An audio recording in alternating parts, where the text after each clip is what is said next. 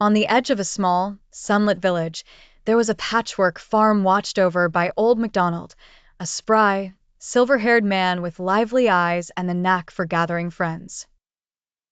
His farm wasn't just a land of crops and animals. To the adults of the village, it was a place of laughter and play, a welcoming canvas for silly games and musical afternoons. On this breezy Saturday, Old MacDonald had invited his closest 5 friends for a day of joyful learning.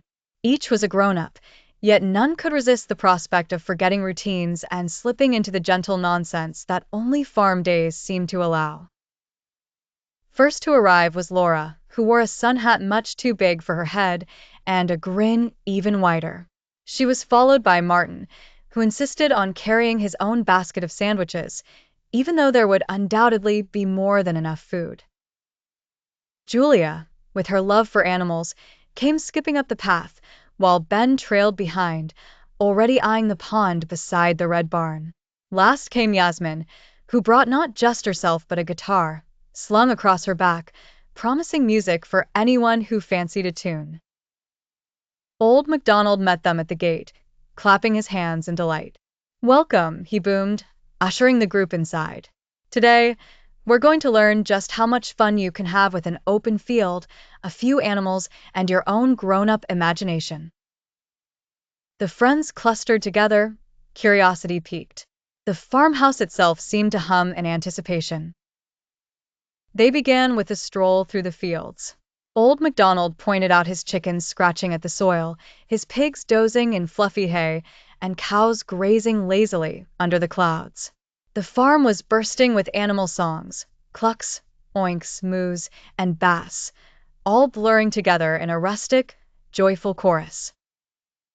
"Now," declared MacDonald, stopping by the old oak tree at the center of his land, "let's see if you can name the animals and the sounds they make. It's like a song. Do you remember the rhyme?" "Yes," everyone chimed back. With theatrical gusto, Old MacDonald adjusted his suspenders and started. "On my farm, I have a—" Laura leaped in. "Cow." They all giggled, and Old MacDonald continued. "And what sound does a cow make here?" Martin, unable to keep a straight face, mooed loudly, impressively off-key. The group erupted in laughter, and so the game began. As they wandered, each friend took a turn naming an animal and mimicking its noise. Julia bleated like a sheep, Ben rolled in the grass and snorted like a pig, and Yasmin flapped her arms, clucking for the hens. MacDonald pretended not to notice a few stray feathers and bits of hay now stuck in everyone's hair. No point in reminding them they were grown-ups today. When they came to the orchard, Ben's eyes twinkled. "Do you all recall those monkeys jumping on the bed?" "5 little monkeys," Julia crowed. "But what are they doing on a farm?" Old MacDonald grinned. "Why, today, anything is possible, especially on my farm." Among the soft green grass, the group found a spot to sit. Yasmin leaned against the trunk of a gnarled apple tree and strummed a playful chord. "Who wants to be the first little monkey?" she asked.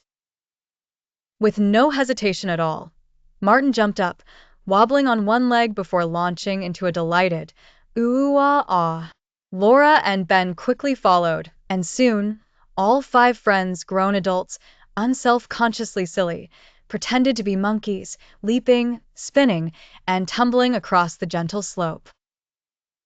"One little monkey jumping on the bed," Yasmin sang, keeping the melody going as Julia flopped down, feigning a dramatic fall. The others piled in, laughing. One by one, they all tumbled in exaggerated heaps, occasionally feigning to bump their heads. After each, someone with mock sternness intoned, Old MacDonald called the doctor, and the doctor said, "No more monkeys jumping on the bed." After a considerable round of monkey business, they collapsed in a merry, breathless pile, picking twigs out of hair and brushing off grass. "All right," Julia gasped. "What's next on the learning agenda?" Old MacDonald, proving himself a master of surprises, beckoned them quietly. Let's learn how to wait, to rest, and to wake. All the things my animals do. Who remembers the Sleeping Bunnies game? Martin groaned, but the smile on his face betrayed him. We're adults, he protested. But adults need naps too, Old MacDonald countered.